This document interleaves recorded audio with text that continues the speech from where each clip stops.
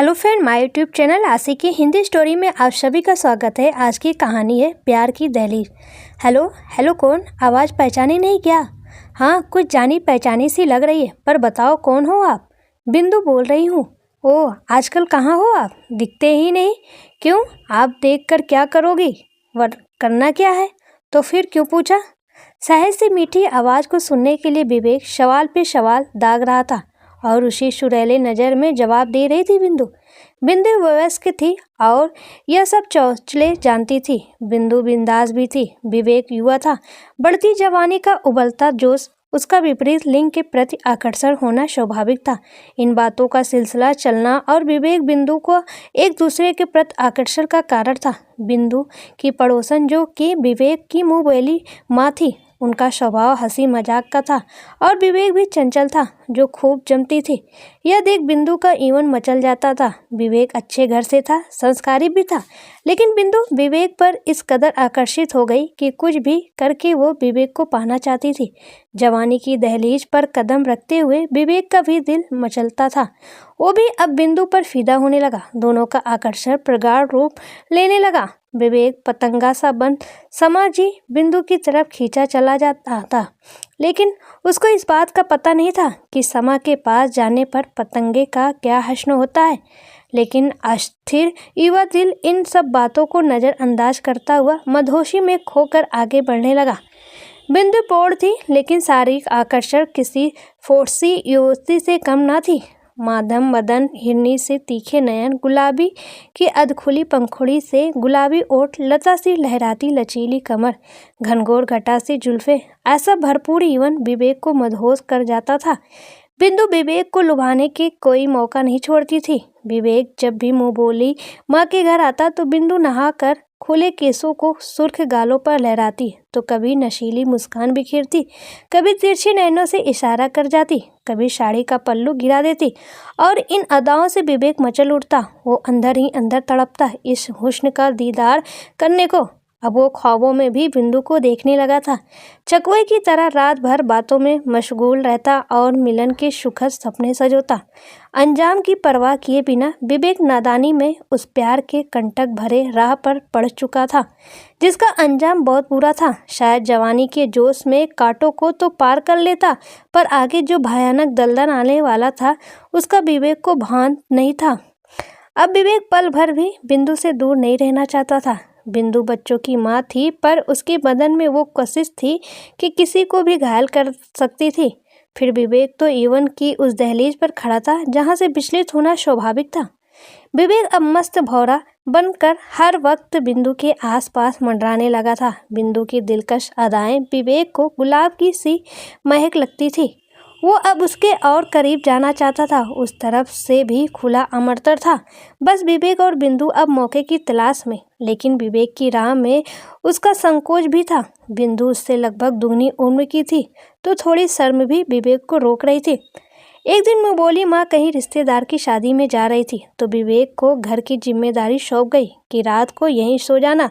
आज विवेक के दिल में असंख्य अरमान जाग गए। वो दिन भर बस ख्वाबों में रहा और बेसब्री से रात का इंतजार करने लगा।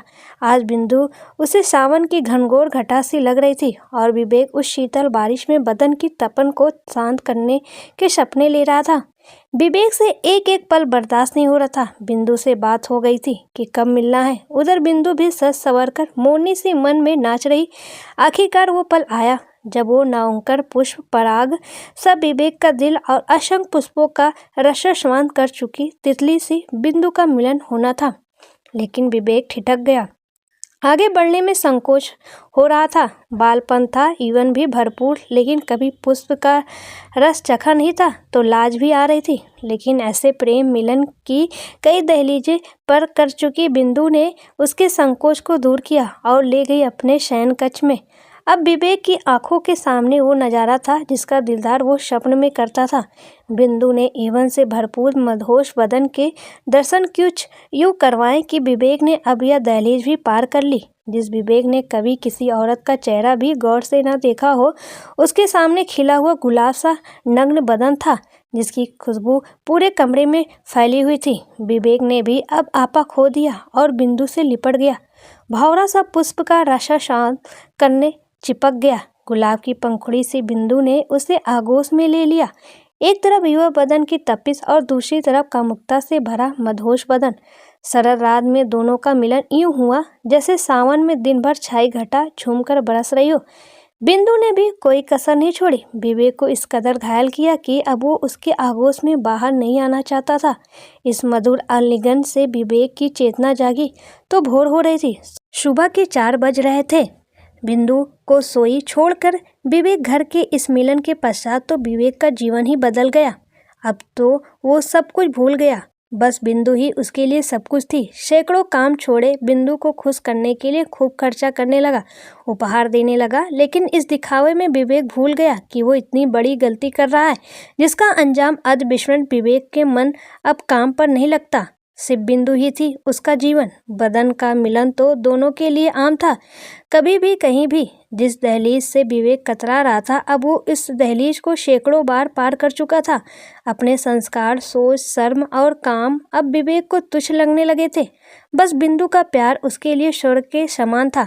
लेकिन बिना काम किए ये सब कैसे चलता? पैसे भी चाहिए थे। आए दिन बिंदु की कोई ना कोई ख्वाहिश रहती और विवेक खुद भी अब स्टैंडर्ड से रहना चाहता था, तो खर्चा बहुत ज़्यादा बढ़ गया। लेकिन जवान दिल इन बातों को नज़रअंदाज कर आगे बढ़ता गया। विवेक माँ से पैसे ले लेता, कहता वापस कर दूंगा। माँ भी विवेक की इच्छा को पूरी करने कर्ज ले लेती और विवेक जब भी मांगता उसको पैसे दे देती। लेकिन कर्ज वापस भी करना होता है, विवेक करता कहाँ से? बिंदु के प्यार में खोकर वो अब काम तो कुछ करता ही नहीं था। कहीं जाता तो 10-20 दिन से ज़्यादा नहीं टिकता। बिंदु का आकर्षण उसे दूर रहने नहीं देता।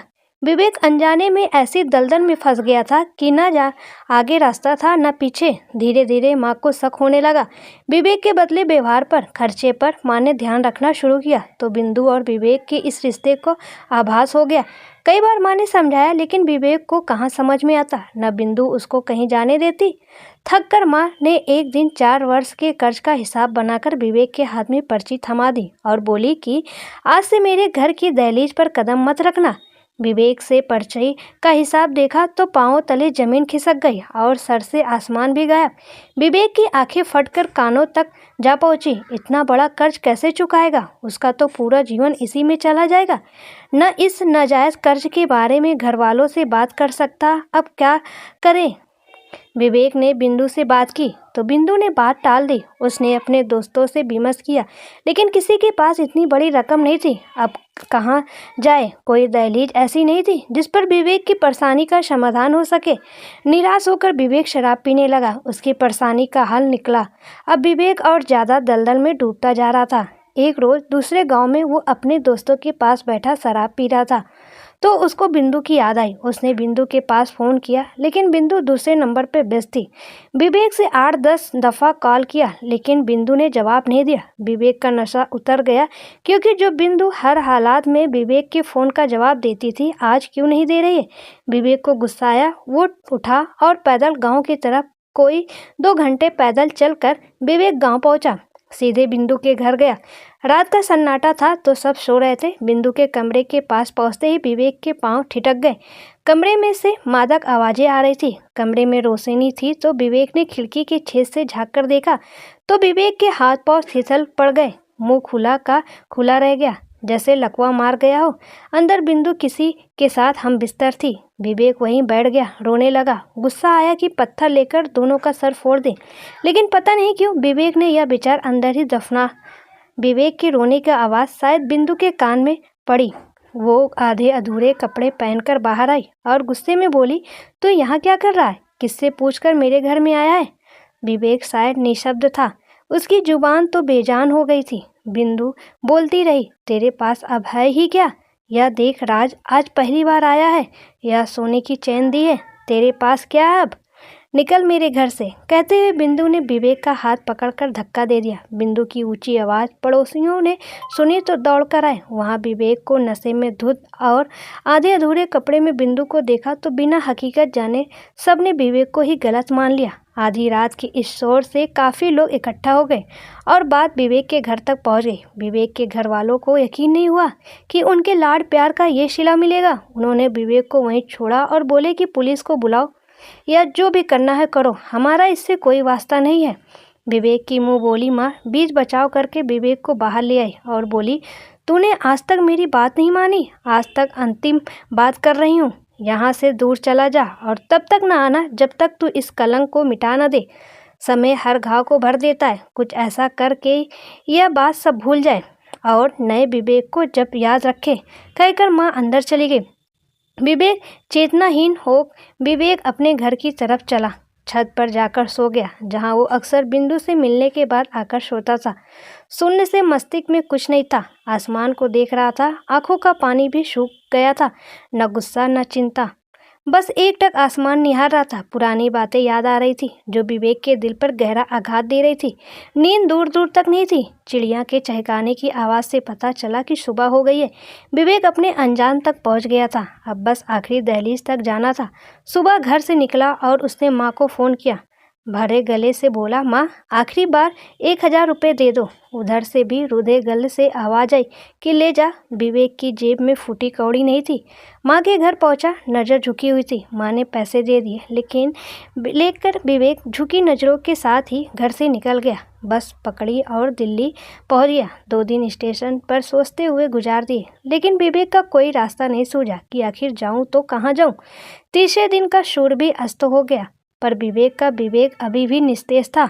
सोचते सोचते विवेक रास्ते पर चल रहा था। विवेक को पता ही नहीं चला कि चलते चलते वो सड़क के बीच में आ गया था। वो अपने बीते हुए कल में इतना खो गया था कि उसे पता नहीं चला। अचानक एक गाड़ी टकरा गया। विवेक सड़क पर गिर गया। गाड़ी से एक सज्जन बाहर निकले और देखा तो विवेक को चोट आई थी। सज्जन ने विवेक को गाड़ी में बिठाया और डॉक्टर के पास ले गया। पट्टी करवाई और विवेक का पर्चे लिया तो विवेक ने अपने बारे में बताया कि वो दिल्ली काम की तलाश में आया है। सज्जन दिल्ली के प्रतिष्ठित सेठ थे। उन्होंने विवेक को अपनी दुकान में काम पे रख लिया। विवेक भी अब पूरे मन से काम करता था, लेकिन उसका बीता हुआ कल उसको रात में सोने नहीं दे। बार बार उसको बिंदु का वो बर्ताव और खुद की गलती याद आती थी। वो कर्ज के बारे में सोचकर अक्सर रो पड़ता। सेठ जी का काम बहुत बड़ा था। अपनी नादानी और बिंदु के व्यवहार से विवेक ने बहुत कुछ सीख लिया था। वो मन लगाकर और ईमानदार से सेठ जी का काम संभालता रहा। उधर सेठ जी भी ऐसा काम देखकर बहुत खुश थे। हर माह विवेक के वेतन में वृद्धि होने लगी। 2 साल हो गए। विवेक अब सेठ जी का विश्वास पात्र बन गया था। वह हर माह वेतन घर पर भेजता था। विवेक का कर्ज धीरे धीरे कम हो रहा था। विवेक अपना अतीत भूलकर आगे बढ़ रहा था। घर वाले भी कुछ संतुष्ट थे, सबसे ज़्यादा मुँह बोली माँ को। इधर बिंदु राज के साथ खुश थी, लेकिन अपनी गलती की सज़ा तो हर किसी को भोगनी पड़ती है। बिंदु का एक 7 साल का बेटा था। अचानक एक दिन उसके पेट में दर्द हुआ। बिंदु उसे डॉक्टर के पास ले गई तो पता चला कि लीवर में पानी भर गया है। ऑपरेशन करना पड़ेगा, जिसके लिए पैसों की ज़रूरत है। बिंदु के पास जमा पूंजी नहीं थे। बिंदु ने राज को बात बताई और मदद के लिए कहा। राज ने कोशिश करता हूँ कहकर कॉल काट दी। शाम के समय बिंदु बेटे को लेकर घर आई।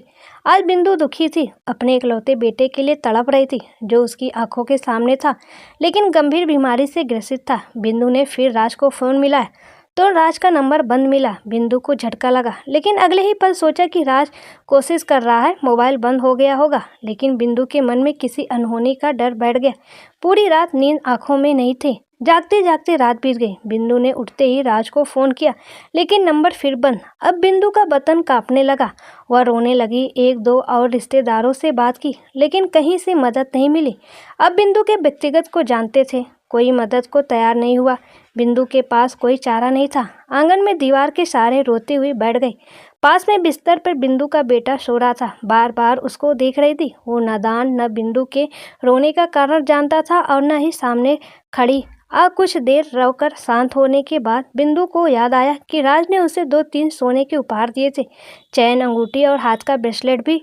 कोई और रास्ता नहीं देखकर बिंदु ने सोचा कि उनको बेच दूं और इलाज शुरू करूं। क्या पता राज का फ़ोन आ जाए और वो मदद कर देगा। बिंदु ने चेन, अंगूठी, लॉकेट को लिया और दौड़ी सोनार की दुकान पर। बेहाल बिंदु ने आंखों से जलधरा बहाते हुए सोनार को सब बताया। स्वर्णकार ने कहा, बहन सामान सही होगा तो अभी तुम्हें पैसे दे दूंगा। बिंदु ने मन में सोचा, आज राज कितना काम आया है। भले ही उसका फ़ोन बंद है, लेकिन उसके उपहार से ही आज मुन्ने का इलाज होगा।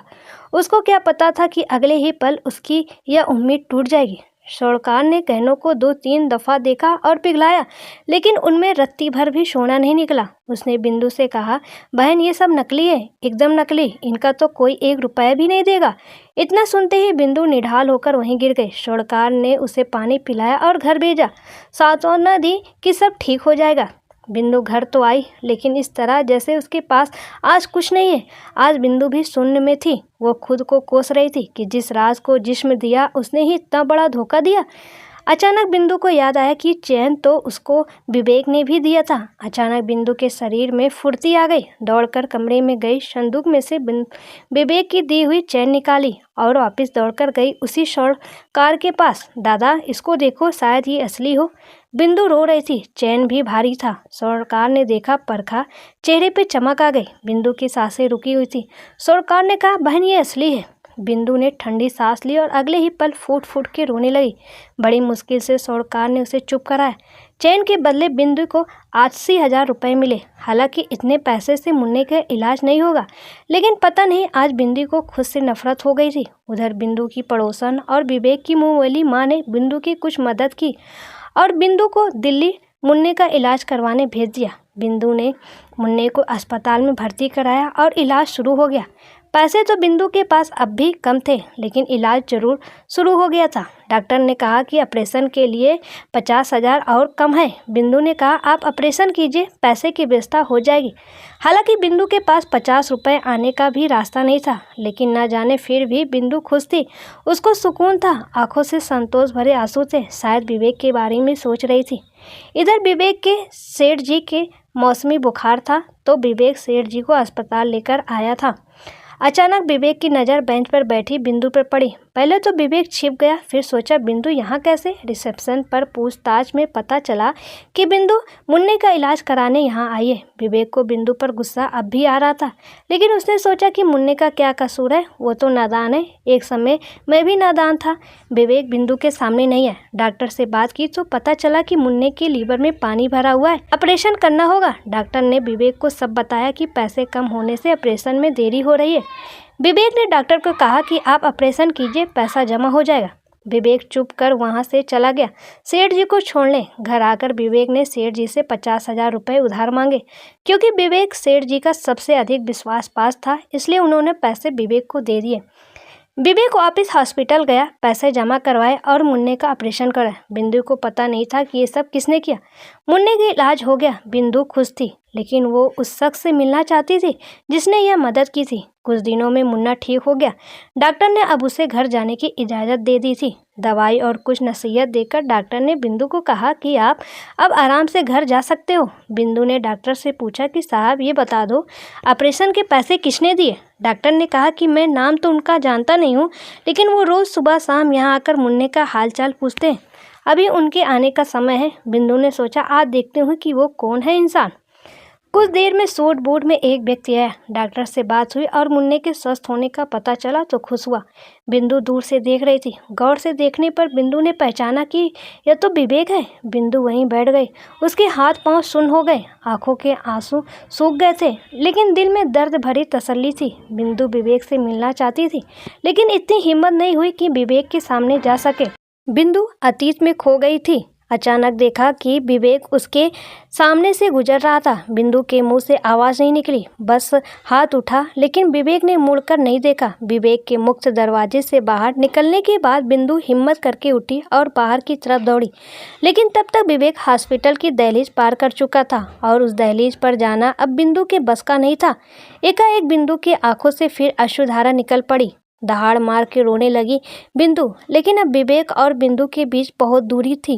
एक ऐसी दहलीज थी जो बिंदु ने स्वयं बनाई थी। आज बिंदु विवेक का चेहरा भी ठीक से नहीं देख सकी थी। आज बिंदु को खुद के बदन पर गुस्सा आ रहा था और विवेक के नेक दिल पर उसकी आंखों से पश्चाताप के आंसुओं की धारा झरने के रूप में बह रही थी।